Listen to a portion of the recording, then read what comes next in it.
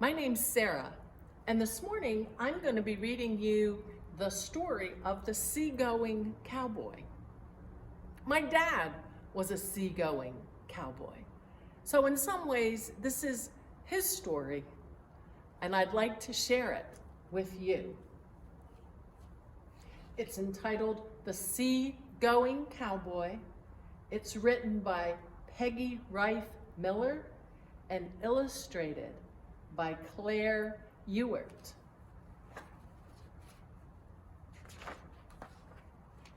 A long time ago, when I was looking for adventure, I became a sea-going cowboy. Sea-going cowboys didn't ride horses. We rode the waves. Sea-going cowboys didn't herd cattle across pastures. We herded them across the ocean. We took farm animals to people who had been in a terrible war. It was a long but exciting journey. My friend John went with me. We rode the train to the city where our ship was waiting for us. The port was noisy and filled with busy people.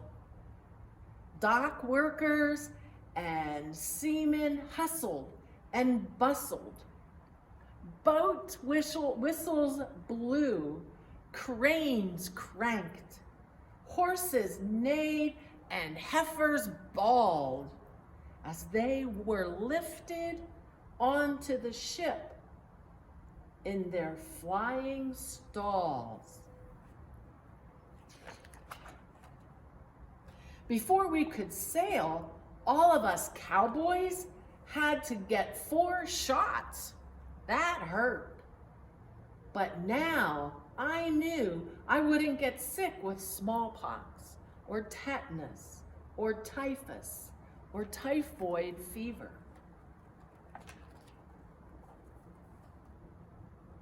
Then our crew leader came and took us on board. We stepped on deck. John got a big surprise. There was his family's workhorse, Queenie, whinnying at him. Before our trip, John's father had sold Queenie to buy a tractor. And here she was, waiting to go to Poland, just like us. Our ship soon pulled out unto sea. It rocked gently on the water, up and down and all around. And those shots we got, they didn't keep us from getting seasick. But sick or not, we cowboys had work to do. John got to take care of Queenie and the other horses. I took care of the heifers. One of my heifers was named Hope. She was sent by boys and girls from a church in Pennsylvania. One day, Hope had a surprise for us, and a calf we named Joy. Another day, we ran into a bad storm. Stay in your cabins, the captain ordered, so the waves don't toss you into the ocean. Instead, the waves tossed us out of our bunks. When the storm was over, I hurried to see if Hope and her calf were all right. John ran to check on Queenie. All of the animals were safe.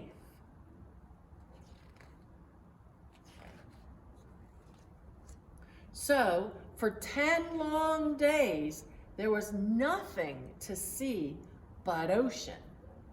Then we spotted land. Hooray, we said. but we still had another week to travel. Up the English Channel we went, through the Kiel Canal, across the Baltic Sea. Finally, our ship docked in the country of Poland. 2 boys played music to welcome us. Dock workers got busy unloading our animals. We cowboys went on shore to explore. Children followed us everywhere. They wanted gum, gummy they called it, and chocolate. People were happy to see us and our horses and heifers, but what we saw in Poland made us sad. The war had left the country in ruins. Many people had nothing left. They had lost their homes. They had lost people they loved. They had lost their animals that plowed their fields and gave them food. Our horses and heifers would give them a new start. Queenie and the other horses went to a large barn in the country. Polish farmers came to the barn to get their new workhorses. Now they would be able to plow their fields again.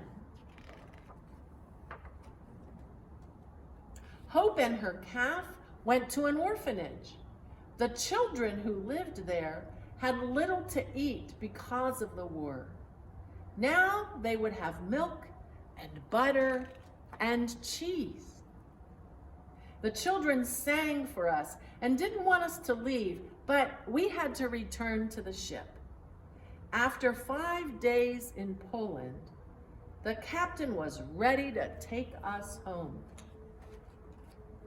We pulled away from the shores of Poland. I waved goodbye to the people there. I knew I would never forget them.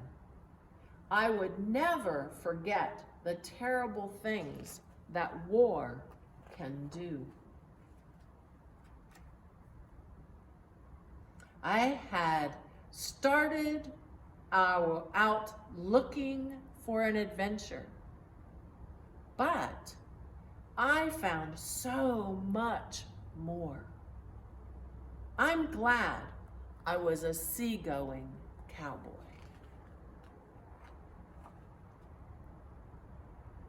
Thank you for joining me in reading The Sea Going Cowboy.